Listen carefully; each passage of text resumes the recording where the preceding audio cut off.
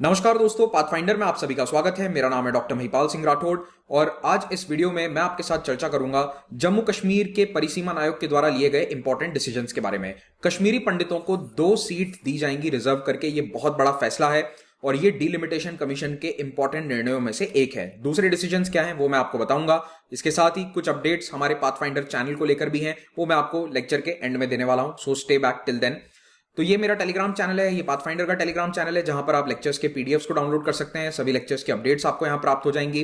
तो देखिए, 5 मई को डीलिमिटेशन कमीशन, परिसीमन आयोग ने सेंट्रल गवर्नमेंट को अपनी रिपोर्ट प्रस्तुत करी और इस रिपोर्ट में इन्होंने ये शब्द कहे हैं कि कश्मीरी माइग्रेंट्स के लिए 2 सीट रिजर्व करी जाए जो भविष्य में लेजिस्लेटिव असेंबली होगी उसमें। कश्मीरी माइग्रेंट्स का एक ही मतलब है, कश्मीरी पंडित। ऑफिशियली यहां पर रिपोर्ट में नाम नहीं दिया गया है कि ये माइग्रेंट कश्मीरी पंडित हैं, लेकिन ऑफ कोर्स ये अंडरस्टूड है क्योंकि माइग्रेंट कम्युनिटी कश्मीर में एक ही है, that is the Kashmiri Hindu minority. इसके साथ ही एक और वर्ग है जिसे आरक्षण दिया जाएगा असेंबली में, और वो होगा पाकिस्तान ऑक्यूपाइड जम्मू कश्मीर की टेरिटरी से आए शरणार्थियों के लिए, जो आज जम्मू कश्मीर में सेटल होकर रह रहे हैं लेकिन ओरिजिनली वहां रहते थे and due to any reason they came over here. कोई परसिक्यूशन, कोई प्रताड़ना के कारण अगर यहां आया और यहीं पर रह रहा है सालों से, तो उसे भी यहां पर रिजर्वेशन दिया जाएगा। तो ये यूनियन टेरिटरी जो अभी जम्मू कश्मीर बना हुआ है, इसमें असेंबली बनेगी और उम्मीद यह है कि शायद इसे पूर्ण राज्य का दर्जा भी वापस दे दिया जाएगा। अगर पूर्ण राज्य का दर्जा नहीं मिलता तो फिर पुडुचेरी और दिल्ली की तरह यहां पर भी एक यूनियन टेरिटरी स्टेटस के साथ असेंबली रहेगी। अब ये डीलिमिटेशन या परिसीमन होता क्या है, सिंपली बताऊं तो परिसीमन होता है कॉन्स्टिट्यूएंसी की बाउंड्रीज को रीड्रॉ करना। लेकिन इस बाउंड्री बदलाव की आवश्यकता क्यों है? देखिए, परिसीमन करना पड़ता है क्योंकि कुछ दशकों में आबादी में काफी बदलाव आ जाते हैं। होता यह है कि मान लीजिए कोई सिटी है, अब इस सिटी की आबादी आज से 40 साल पहले अगर 5 लाख थी और अब 20 लाख हो चुकी है, लेकिन इस सिटी के आसपास का जो डिस्ट्रिक्ट का रूरल एरिया है, लेट्स से कॉन्स्टिट्यूएंसी बी, ठीक है, इसे कॉन्स्टिट्यूएंसी ए मान लो और ये वाली कॉन्स्टिट्यूएंसी बी। तो कॉन्स्टिट्यूएंसी ए जो है, यानी कि let's say for example Srinagar city, हालांकि एक एमएलए सीट नहीं है वहां पर, बस उदाहरण के लिए आपको बता रहा हूं। तो मान लीजिए श्रीनगर शहर की आबादी 20 लाख हो गई, लेकिन जो आसपास का रूरल डिस्ट्रिक्ट है उसकी आबादी 3 लाख से बढ़कर केवल 6 लाख तक पहुंची है आज के समय। तो ऐसे में होगा ये कि ए कॉन्स्टिट्यूएंसी का जो रिप्रेजेंटेटिव है, जो एमएलए है, वो 20 लाख लोगों को रिप्रेजेंट करेगा और बी कॉन्स्टिट्यूएंसी का जो रिप्रेजेंटेटिव है, that is the MLA from B constituency, वो 6 लाख लोगों को रिप्रेजेंट करेगा। तो ये अनइवन हो गया ना रिप्रेजेंटेशन। तो परिसीमन में क्या होगा, बाउंड्री इस प्रकार से चेंज करी जाएगी कि दोनों कॉन्स्टिट्यूएंसी में लगभग 12 या 13 लाख लोग शामिल रहे, तो दोनों में इक्वल प्रतिनिधित्व हो जाएगा। तो ए और बी, इन दोनों में आबादी को, बाउंड्री को ऐसा डिजाइन किया जाएगा ताकि दोनों ही कॉन्स्टिट्यूएंसीज में इक्वल रिप्रेजेंटेशन रहे। तो यहां भी 12-13 लाख लोग या यहां भी 13 लाख लोग, कुछ इस प्रकार से उसका डिवीजन किया जाएगा। ये होता है सिंपली परिसीमन। ओके, और परिसीमन लोकसभा सीट्स का भी होता है, लेजिस्लेटिव असेंबली सीट्स दोनों का होता है। तो ये एक्सरसाइज करनी, डीलिमिटेशन कमीशन करना कानूनी रूप से जरूरी होता है और इसके ऑर्डर्स लीगली बाइंडिंग है। ये बात इंपॉर्टेंट है काफी, इसे याद रखिएगा कि इसमें सरकार कोई बदलाव नहीं कर सकती। जो भी परिसीमन आयोग ने बाउंड्रीज को डिसाइड किया है उसे ना तो कोर्ट में बदला जा सकता है, ना उसे सरकार बदल सकती है। पार्लियामेंट के पास भी अधिकार नहीं है कि उसमें कोई बदलाव करे, ठीक है। और ये क्यों किया जाता है? क्योंकि जो सिटिंग पार्टी है वो उसको इन्फ्लुएंस ना करे प्रोसेस को, ये उसका रीजन रहता है। न्यूट्रलिटी मेंटेन रखने के लिए परिसीमन आयोग की अध्यक्षता जनरली एक सुप्रीम कोर्ट के रिटायर्ड जस्टिस के द्वारा की जाती है। सीईसी, चीफ इलेक्शन कमिश्नर, इसमें शामिल होते हैं। एक election commissioner, state election commissioner, 5 MP और एमएलए उस स्टेट के जहां पर परिसीमन करना है वहां पर भी ये शामिल होते हैं। तो भारत में डीलिमिटेशन कमीशन सबसे पहले 52 में बना था, फर्स्ट चुनाव, फिर 63, फिर उसके बाद 73 से 2002 के बीच में कई बार डीलिमिटेशन हुआ है अलग अलग राज्यों का। और मार्च 2020 में ये परिसीमन आयोग बनाया गया स्पेसिफिकली जम्मू कश्मीर और 4 उत्तर पूर्वी राज्यों के लिए। तो अभी केवल जम्मू कश्मीर के परिसीमन आयोग की रिपोर्ट आई है। ये सेम आयोग अब आगे चलकर उत्तर पूर्वी राज्यों में भी परिसीमन का काम करेगा, लेकिन फिलहाल के लिए जम्मू कश्मीर का ये प्रोसेस पूरा हुआ है। तो देखिए, जो erstwhile state of Jammu Kashmir है, जो जम्मू कश्मीर स्टेट हुआ करता था, उसमें 111 सीट थी लेजिस्लेटिव असेंबली में, जिनमें से 24 पाकिस्तान ऑक्यूपाइड जम्मू कश्मीर वाला जो एरिया है, जिसे हम आमतौर पर पीओके कहते हैं, उसके लिए रिजर्व रखी जाती थी। कल को जब हम पीओके पर अपना कंट्रोल एस्टैब्लिश कर लेंगे, वहां पर सरकार हमारी होगी, ऐसे समय में 24 एमएलए सीट वहां के लिए रखी गई है। For practical purposes Jammu Kashmir में चुनाव होते थे 87 सीट पर, क्योंकि ये एरिया जो भारत के कंट्रोल और गवर्नेंस में है, उस 87 सीट पर इलेक्शंस हो रहे थे और इनमें से 4 सीट लद्दाख की थी। अब आपको पता ही होगा कि लद्दाख एक अलग यूनियन टेरिटरी बन चुका है। तो इफेक्टिवली जो आज जम्मू कश्मीर की यूनियन टेरिटरी है उसमें 83 एमएलए होने चाहिए according to the old count. अब इलेक्शन यहाँ 6 साल के होते थे, ये भी ध्यान रखिएगा, 6 साल बाद होते थे। सो 2002, 2008, देन 2014 इन सालों में यहाँ पर चुनाव हुए जम्मू कश्मीर में। तो भारत के सभी राज्यों में लोकसभा में 5 साल का टर्म होता है, लेकिन यहाँ पर असेंबली का टर्म 6 साल का होता था।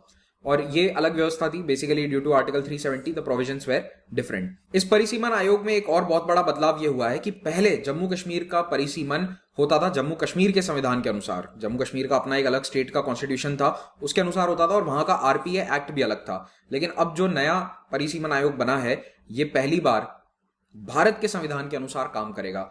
इसका कारण क्या है? आई एम श्योर आपको पता होगा, 2019 में Jammu Kashmir reorganisation act pass करके जम्मू एंड कश्मीर का स्पेशल स्टेटस आर्टिकल 370 के तहत हटा दिया गया था और राज्य को 2 यूनियन टेरिटरीज में विभाजित कर दिया। तो स्टेट अब 2 यूटीज में डिवाइड हो चुका है, Ladakh and Jammu and Kashmir. Okay, so after the abrogation of the special status, ये डीलिमिटेशन कमीशन असेंबली और पार्लियामेंट्री सीट दोनों के लिए काम कर रहा है। अभी पार्लियामेंट्री सीट जो होती हैं, यानी कि लोकसभा की सीट्स, उनके लिए भी ये परिसीमन आयोग रिपोर्ट दे रहा है।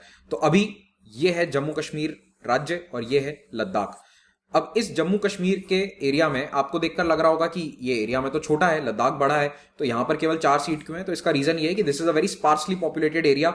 यहां पर आबादी का घनत्व बहुत ही कम है। तो अभी परिसीमन का कार्य इस जम्मू कश्मीर यूनियन टेरिटरी में हो रहा है। इस वक्त डीलिमिटेशन की आवश्यकता क्यों महसूस हुई है? क्योंकि 2019 में जो कानून पास किया गया था, जिसके तहत जम्मू एंड कश्मीर की असेंबली में बदलाव हुए हैं, लद्दाख अलग हो गया है, तो ऐसे में असेंबली में परिसीमन की भी आवश्यकता महसूस हुई है।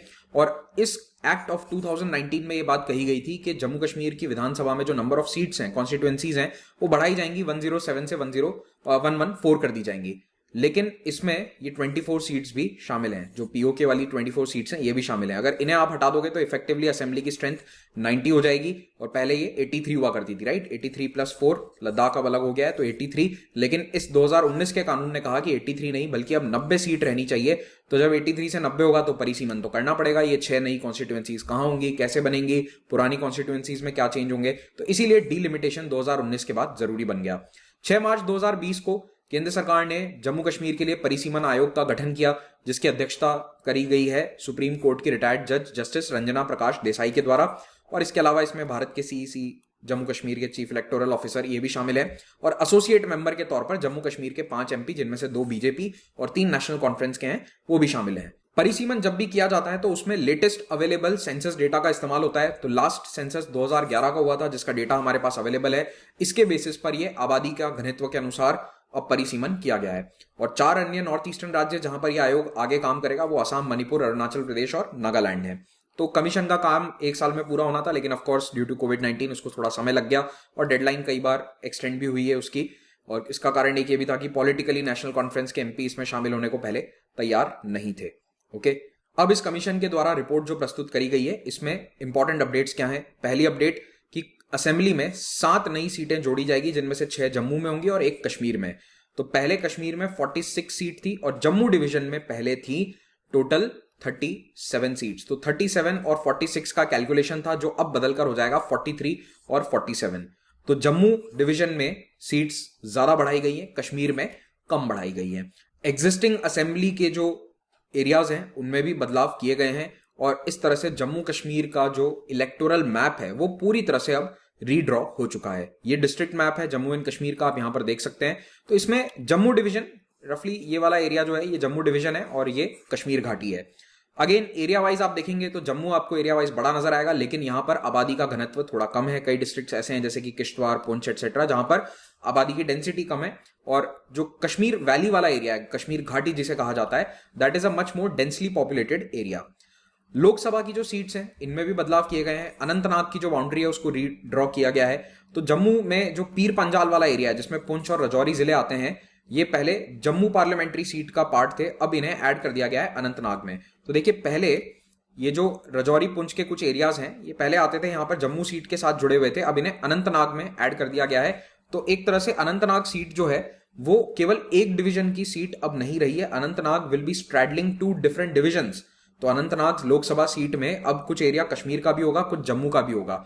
और यहां पर श्रीनगर पार्लियामेंट्री कॉन्स्टिट्यूएंसी जो है, इसके कुछ एरियाज को बारामुल्ला कॉन्स्टिट्यूएंसी में ट्रांसफर किया गया है। और इसके पीछे रीजन वही है, मैं आपको जो स्टार्टिंग में एग्जांपल दे चुका हूं पॉपुलेशन वाला, वही रीजन रहता है। शहरों के कई एरियाज अब आप देखेंगे, ये भारत भर में हो रहा है कि धीरे धीरे वो आउटर वाले टेरिटरीज में या कॉन्स्टिट्यूएंसीज में ट्रांसफर हो रहे हैं। कश्मीरी पंडित से रिलेटेड बहुत बड़ा डिसीजन है। कमीशन ने ये कहा है कि 2 सीट, कम से कम एटलीस्ट 2 सीट्स जो हैं वो कश्मीरी माइग्रेंट कम्युनिटी के लिए रिजर्व होनी चाहिए। और Kashmiri migrant community of course Kashmiri Pandits ही हैं, तो कश्मीरी पंडित्स अब इंश्योर्ड हैं कि 2 लेजिस्लेटिव असेंबली सीट्स उनके पास रहेंगी इस अपकमिंग लेजिस्लेटिव असेंबली में। आयोग का दूसरा बड़ा सुझाव यह था कि जो लोग पाकिस्तान ऑक्यूपाइड जम्मू कश्मीर वाले क्षेत्र से आकर भारत में बसे हैं उनके लिए भी सीट्स को रिजर्व किया जाए, उन्हें भी रिप्रेजेंटेशन दिया जाए। लेकिन कितनी सीट दी जाए ये एग्जैक्टली अभी स्पेसिफाई नहीं किया गया है। और कमीशन ने अभी ये भी स्पेसिफाई नहीं किया है कि क्या कश्मीरी पंडित्स को रिजर्वेशन जो दिया जाएगा वो एग्जिस्टिंग सीट्स में होगा, यानी कि इसी 90 के अंदर दिया जाएगा, या फिर 90+2 जैसे कि लोकसभा में पहले एंग्लो इंडियंस के लिए 2 अलग सीट होती थी, कुछ उस प्रकार की व्यवस्था ये रहेगी, या फिर इसी 90 के अंदर यानी कि 88+2 ये कैलकुलेशन रहेगा। इसके बारे में अभी स्पष्ट जानकारी आयोग ने नहीं दी है। अब इस पूरे परिसीमन की प्रक्रिया से जम्मू कश्मीर की कई पॉलिटिकल पार्टीज ने नाराजगी जताई है, पहले भी जताई थी। उनका ये मानना है कि ये पूरा प्रोसेस इस तरह से डिजाइन किया गया जिसमें जम्मू को ज्यादा वरीयता दी गई, जम्मू को ज्यादा सीट दी गई। हालांकि जम्मू की आबादी भी ज्यादा हो गई है अब, तो इसीलिए उसे ये दिया गया है। लेकिन आप कैलकुलेशन अगर आप देखेंगे तो जम्मू 44% आबादी रखता है, जम्मू कश्मीर यूनियन टेरिटरी की, इसको 48% सीट दी गई है। और कश्मीर जिसकी आबादी 56% है, इसे 52% सीट दी गई है। तो इसको लेकर कश्मीर बेस्ड जो पॉलिटिकल पार्टीज हैं उन्होंने आपत्ति उठाई और इन्होंने कहा कि जम्मू को ज्यादा तवज्जो या ज्यादा रिप्रेजेंटेशन दिया गया है। और इसके पीछे रीजन ये बताया जाता है कि जम्मू में हिंदू पॉपुलेशन ज्यादा है और Kashmir is majority Muslim dominated, तो इसीलिए ये बंटवारा इस तरह का किया गया है। पहले सेटअप में कश्मीर में एग्जैक्टली 56% पॉपुलेशन के अनुसार लगभग 56% सीट्स थी और जम्मू में 44% पर लगभग उतनी ही सीट्स मौजूद थी। इस चेंज का इम्पैक्ट क्या होने वाला है, तो देखिए जम्मू में जो 6 नई सीट्स हैं वो प्रिडोमिनेटली सारे हिंदू मेजॉरिटी एरियाज में हैं, तो ऑफ कोर्स जो हिंदू कैंडिडेट्स हैं उनके जीतने के चांसेस बढ़ जाते हैं। इसको लेकर कश्मीर की जो मुस्लिम मेजॉरिटी एरिया की पार्टीज हैं वो क्रिटिसाइज कर रही हैं इसको। कश्मीर में केवल 1 सीट बढ़ाई गई है और वो भी केवल कुपवाड़ा में। Kupwara is a stronghold of peoples conference, Sajjad Lone इसके लीडर हैं और ये पार्टी जो है ये बीजेपी के क्लोज बताई जाती है, political allies they have been at some point of times. इसके अलावा कश्मीरी पंडितों के लिए जो रिजर्वेशन रखा गया है और पीओके से आए हुए विस्थापित लोगों के लिए भी जो रिजर्वेशन दिया गया है उसको लेकर भी घाटी की जो पार्टियां हैं जैसे कि पीडीपी, नेशनल कॉन्फ्रेंस एटसेट्रा, उनके नेता इस परिसीमन आयोग को क्रिटिसाइज कर रहे हैं। ठीक है कि आप डिस्प्लेस लोगों को डायरेक्टली क्यों सीट दे रहे हैं, इलेक्शन के माध्यम से देना चाहिए। लेकिन जैसा कि मैं आपको बता चुका हूं अभी तक कि वोटिंग पैटर्न क्या रहेगा, क्या वो 90+2 है या फिर 88+2 है, इसके बारे में अभी हमें जानकारी मिलेगी। ऑपोजिशन इसको लेकर भी है कि आप विस्थापित जो कम्युनिटी है उसको अलग क्यों ट्रीट कर रहे हैं, अभी तक तो उसे इंटीग्रेट कर देना चाहिए। तो ये सब प्रॉब्लम्स अभी मतलब क्रिटिसिज्म्स आ रहे हैं। अनंतनाग वाली जो सीट है लोकसभा की उसमें भी कुछ चेंजेस होंगे। चेंजेस कैसे होंगे, देखिए अनंतनाग पहले एक पूरी तरह से मुस्लिम मेजॉरिटी रीजन जो कश्मीर का है वहां पर थी, लेकिन अब अनंतनाग सीट में राजौरी और पुंछ के जम्मू के एरियाज को जोड़ा गया है और इसके कारण यहाँ पर जो शेड्यूल ट्राइब पॉपुलेशन है इस एरिया की वो भी अब इसी लोकसभा कॉन्स्टिट्यूएंसी में जुड़ गई है। तो that will bring the impact of the Muslim votes a little bit down. हो सकता है कि शेड्यूल ट्राइब के लिए इसे रिजर्व भी कर दिया जाए and the schedule tribe person will be elected from this seat. तो ये भी एक क्रिटिसिज्म हो रहा है और वैसे ओवरऑल 9 सीट्स रिजर्व करी गई हैं असेंबली में शेड्यूल ट्राइब्स के लिए। सो 9 out of 90 that is 10% reservation for schedule tribes. Alright, तो ये पूरा इम्पैक्ट है डिलिमिटेशन का या परिसीमन आयोग का। अब आपको अगर इसका पीडीएफ डाउनलोड करना है लेक्चर का तो इस टेलीग्राम चैनल पर आप कर सकते हैं। अब कुछ अपडेट्स आपको दे देता हूं। तो जैसा कि आपको पता है कि हमारा क्रैश कोर्स पाथफाइंडर पर जो चलता है which was led by Anirudh sir, 2021 में भी उन्होंने किया था, 22 में भी ही had already started it, but Anirudh sir has left Pathfinder and अभी ये क्रैश कोर्स हम आपके लिए कंटिन्यू रखने वाले हैं। कम है टाइम, मुझे पता है, बहुत ही कम दिन बचे हैं, 25 दिन बचे हैं। तो देखिए इस क्रैश कोर्स को हम कैसे करने वाले मैं आपको बता देता हूं। एनवायरमेंट, इकोलॉजी और साइंस एंड टेक के जो लेक्चर्स हैं ये किंजल सर के द्वारा किए जाएंगे। ऑलरेडी एनवायरमेंट इकोलॉजी के 2 सेट अपलोड हो चुके हैं, इनको आप देख सकते हैं चैनल पर। इकोनॉमी का जो क्रैश कोर्स है that will be taken up by Rahul sir. Okay, ये भी स्टार्ट हो जाएगा कल से। तीसरा IR इंटरनेशनल रिलेशंस का crash course will be taken up by Shubhendra sir. Okay, तो शुभेंद्र सर IR का टॉपिक करेंगे। जहां तक बात है गवर्नमेंट स्कीम्स की, तो गवर्नमेंट स्कीम के ऑलरेडी कई सेट आ चुके हैं, 6 sets have already been uploaded. इसके अलावा कुछ अभी सेट बाकी हैं वो मैं कंप्लीट करूंगा और जो पॉलिटी का क्रैश कोर्स वाला पार्ट है that will be taken up bye me, that is Mahipal. तो क्रैश कोर्स हम आपका पूरा कंप्लीट करेंगे। पाथफाइंडर आपके लिए एक पथ प्रदर्शक रहा है और रहेगा। जहां तक बात है मिडिवल हिस्ट्री के मेरे लेक्चर्स की, तो मिडिवल हिस्ट्री के अंदर अभी 9 लेक्चर्स बचते हैं। उन 9 लेक्चर्स को भी मैं खत्म करूंगा before prelims, and you will see that the frequency of video will be increasing. I was not there on the channel for the past 10 days, लेकिन अब वापस इंक्रीज करेंगे। कुछ रीजंस थे जिनके कारण मैं अभी नहीं था यूट्यूब पर अब फिर से हम आ गए हैं यूट्यूब पर फुल फ्लेजेड तरीके से, और अब आपको पाथफाइंडर के ऊपर फिर से ज्यादा वीडियोस देखने को मिलेंगे। चलिए अब जाते जाते कुछ इंपॉर्टेंट बातें। यूपीएससी की अगर आप तैयारी करना चाहते हैं तो आप देश के बेस्ट एजुकेटर से लाइव पढ़ सकते हैं प्लेटफॉर्म पर, अनअकैडमी पर। कॉम्बो एक्सटेंशन वीक ऑफर चल रहा है जिसमें आपको 1 year और 2 year का सब्सक्रिप्शन लेने पर 3 और 6 महीने की एक्स्ट्रा वैलिडिटी मिलेगी। और याद रखिए 10% डिस्काउंट आपको सारे कोर्सेज पर मिलता है। If you are using the code Mahipal you get discount on all courses, चाहे यूपीएससी एसएससी कोई भी आप कोर्स ले रहे हैं सभी में आपको ये डिस्काउंट मिल जाएगा। कॉम्बो का मतलब क्या है, यहाँ पर जीएस और ऑप्शनल दोनों की तैयारी आपकी हो जाएगी इस कोर्स में। तो यहाँ पर सीसैट, जीएस, मेंस, ऑप्शनल सबकी तैयारी आपकी एक साथ हो रही है, and this will cost you 55,000 rupees. तो देखिए ऑप्शनल के साथ अगर आप तैयारी करते हैं कहीं पर भी, जनरली 1.5 से 2 लाख रुपए उसकी फीस हो जाती है कई इंस्टीट्यूट्स में, उसका 1/4 कॉस्ट पर आप यहाँ पर प्रिपेयर कर सकते हैं, और उसमें भी आपको 10% यहाँ पर डिस्काउंट मिल ही रहा है महिपाल कोड का इस्तेमाल करने पर। तो इस कोर्स को आप अवेल कर सकते हैं। आइकॉनिक सब्सक्रिप्शन में आपको 1-on-1 मेंटरिंग मिलेगी। अनअकैडमी के बहुत सारे अच्छे अच्छे फीचर्स हैं, आप यहाँ पर उन्हें पढ़ सकते हैं। हर हफ्ते यहाँ पर नए बैचेस स्टार्ट होते हैं, you can join a new batch every week, और ईएमआई ऑप्शन सारे कोर्सेज पर अवेलेबल है। मेरे 2 अपकमिंग शॉर्ट कोर्सेज हैं। आर्ट एंड कल्चर का कोर्स 5 क्लासेस होने वाली हैं। इसमें एमसीक्यूज डिस्कस करूंगा मैं आर्ट एंड कल्चर के, high quality MCQs for UPSC 2022 prelims. 10th मई को ये स्टार्ट हो गया है, रात 9 बजे इसकी क्लास होती है। वर्किंग एस्पिरेंट्स के लिए बहुत ही बेहतर कोर्स है, टाइम है। Fast track current affairs course will B for history, art and culture. तो जो हमारा प्लस प्लेटफॉर्म पर फास्ट ट्रैक करंट अफेयर्स का कोर्स चल रहा है उसमें हिस्ट्री का बैच मैं लेने वाला हूं, तो आप इसको भी ज्वाइन कर सकते हैं। दोनों का लिंक आपको नीचे डिस्क्रिप्शन में और पिन कमेंट में मिल जाएगा। इस नंबर पर कॉल करके आप कोई भी प्रॉब्लम है आपको कोर्स से संबंधित, डिस्काउंट कैसे लेना है, कौन सा डिस्काउंट या कोर्स या ड्यूरेशन आपके लिए बेस्ट है, वो सारी प्रॉब्लम्स इस नंबर पर सॉल्व हो जाएगी। तो इस नंबर पर कॉल कीजिए। All India prelims mock test जो कि ऑफलाइन और ऑनलाइन दोनों होने वाला है इन 11 शहरों में, इसके लिए आप एनरोल कर सकते हैं। अल्ट्रा कॉम्बैट इज ऑन 22 मई, इसमें हिस्सा लेकर अट्रैक्टिव प्राइजेस और स्कॉलरशिप, इस बार 10 करोड़ की स्कॉलरशिप्स हैं, इन्हें जीतिए। प्लस टेस्ट हो रहा है मॉडर्न हिस्ट्री का, जो मेरा मॉडर्न हिस्ट्री का बैच कोर्स चला था प्लस प्लेटफॉर्म पर, उन स्टूडेंट्स के लिए मैंने एक 100 क्वेश्चंस का फुल लेंथ टेस्ट रखा है। तो जो भी प्लस स्टूडेंट्स हैं वो इसको अटेम्प्ट कर सकते हैं। तो आप भी अगर प्लस सब्सक्रिप्शन लेते हैं तो आप भी इसे ज्वाइन कर पाएंगे। You can attempt this test on 16th May at 10 AM। Alright, Pathfinders current affairs test series हर शनिवार को 5 बजे होती है। इसमें आप अच्छी रैंक लाकर नोट्स को जीत सकते हैं फ्री में। Last mile programme for interview aspirants is ongoing. Thank you very much, have a great day.